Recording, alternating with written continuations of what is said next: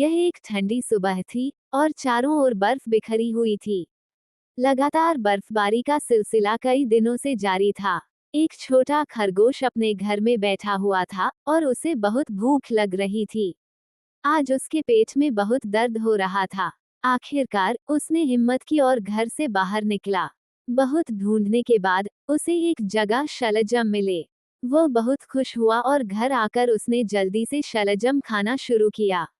एक शलजम खाने के बाद उसे अपनी पड़ोसी भेड़ का ख्याल आया कि वह भी बर्फबारी के कारण अपने घर से बाहर नहीं निकल पाई होगी।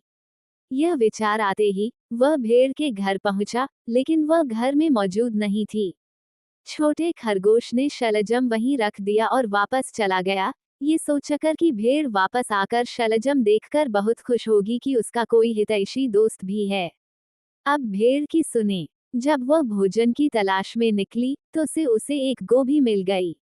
उसने सोचा कि क्यों न घर जाकर आराम से लिहाफ में बैठकर खाऊं। घर पहुंचने के बाद उसने देखा कि उसके घर में एक शलजम रखा हुआ है, लेकिन उसने पहले गोभी पर हाथ साफ किए। गोभी खाने के बाद उसका पेट भर गया और उसने सोचा कि क्या करे।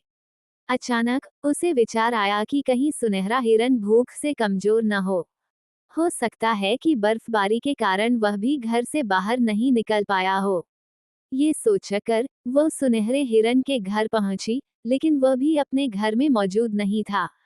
भेड़ ने शलजम वहीं रखा और वापस अपने घर आ गई।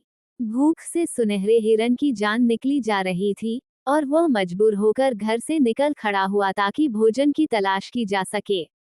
काफी देर की कोशिश के बाद वह पालक के अच्छे पत्ते ढूंढने में कामयाब हो गया। जैसे ही वह घर पहुंचा तो उसने देखा कि कोई हितैषी उसके लिए शलजम छोड़ गया है। उसे आना भूखे खरगोश का ख्याल आया और वह खरगोश के घर गया। उसने देखा कि खरगोश सो रहा है और उसने शलजम खरगोश के सिरहाने रख दिया।